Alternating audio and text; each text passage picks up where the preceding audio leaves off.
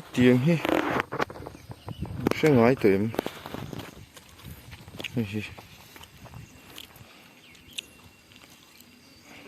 bụ tuần đó nhỉ anh sa ta thì hiền anh phao anh đen á bắt tар nên tên chùm chuyện này tuy lít tục mà nào phải khát chú cái về thôi tuy khóc mấy tiếng thế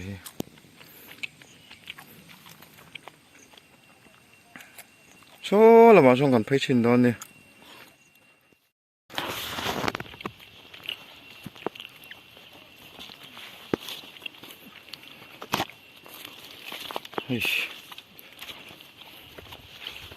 còn nó mấy tuổi phong lầu về số là sao làm nó trong vẫn sụp là chi nóng đây bụ phật bụ gì nó khát thì hiền anh không hi tiền bụ phật lần tiền buồn dây á buồn hạ hiền tiền làm cho nó hay hiền cứ chỉ hiền ăn đã tan được cái nào vào lề đó này thế mà rồi được hùa lại cô số tập trung làm tí lần pha nè là mà bao con dây à dục là đây uống lắc ạ lại con dây về mấy bao con mực sần lâu nè thì pha lưới hô lâu nè anh dây đàn cần end đó này là dễ lòng luồng khóc mấy nó sẽ đi xa đi mình bắt dây chặt về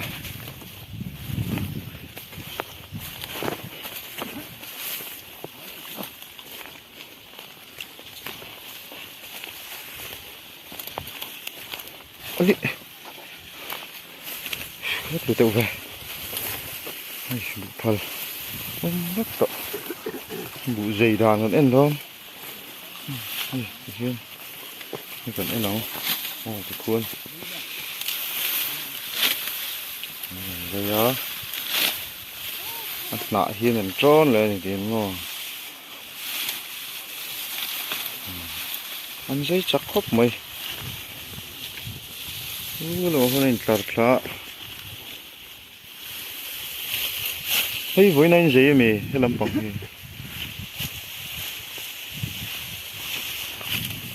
không sao vắt lâu nhỉ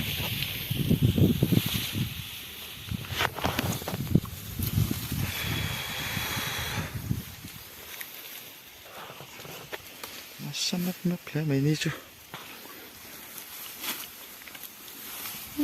lại bao con là dây mẹ cả tệ tệ không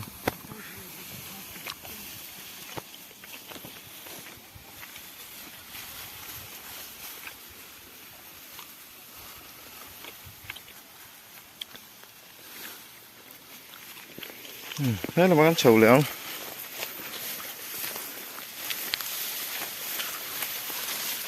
tụm pa lùi lắm bằng khuôn nè bu cái cục cắn tỉ hậu chỉ khăn nè cho nên chuẩn bị dấu trong hiến thiếm lém đâu ạ dấu trong thiếm được đầu tiên ông thâu dấu trong thiếm lầu bao hiên ông về đâu nữa thôi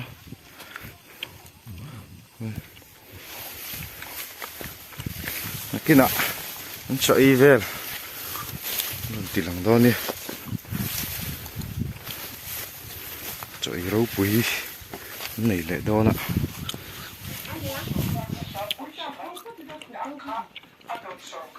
tụi mèo khóc mày mai phổi kê mai phổi lên cành phổi lăng á được cái gì rồi pha màn múc băng à nè mấy phổi mấy phổi là rau bụ tụi mèo khóc mày đây lùi lùi mày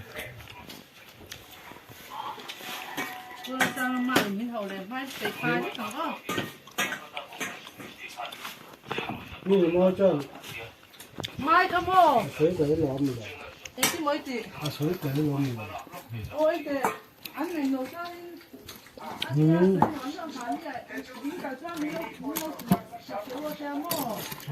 cái nằm bao này thằng vào tôi tiếc gì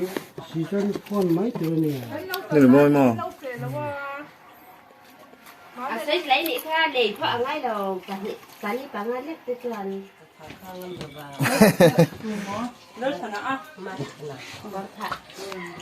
อ่ะถักเลยตัวเอาฟักไม่มี Mà nãy giờ mình qua cái này mà sao cái này na, thằng cái tiêu cái lúa hay thế cái gì? ไม้ซอยต้น à tới dầm dễ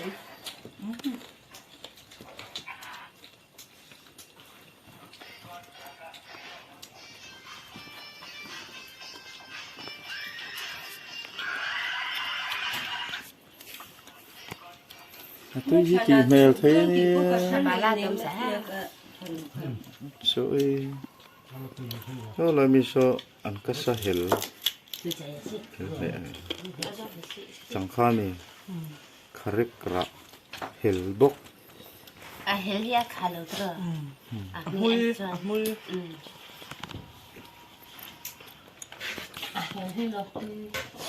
thế là su khán giả mấy mấy ít có sáng là cái nào tí bà cái đó cho em sắc đen các có sáng chơi tiếng đã rồi tí bà ăn đã đó là cái đó làm gì bà hu là này liền có mấy pha mấy bol bể thế tôi ít trên tệ anh ấy vay phần tiền khăn xíu mà bà tụi đón chú cái về đó lâu mía cái về đó chứ hey anh bù lồm này vắc xin bao lâu mình ấy tiền mà anh đi lâu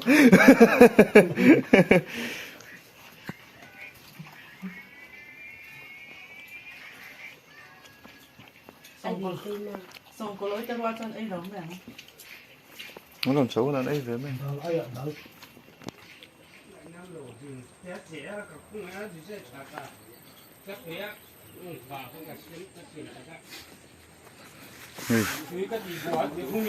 group này này cho này lấy mấy cái này quý tốt mấy tùy mềm yên em tìm tùy khó bằng ấy ấy lười mày Xong có lỗi đâu bảo xong có lỗi đâu. Mấy đâu. ha người ta khi mà hơn tùy đó này vai phải đèn đây mò mai lệ bọc bồn tí về lắm bầy pola tùy đó thế cả chiang rèn mày là mình chưa phải independent vậy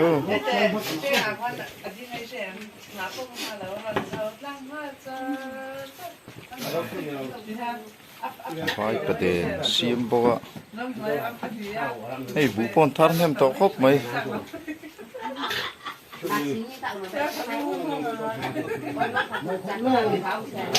chun cho ấy nè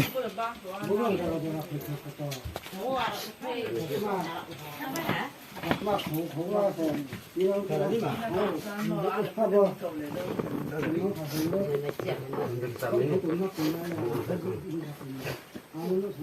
nó bắt thật ổn về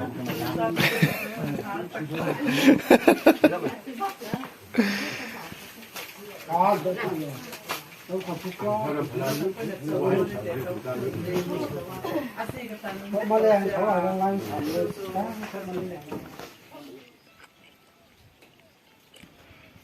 số lại mi số tha mà nè sao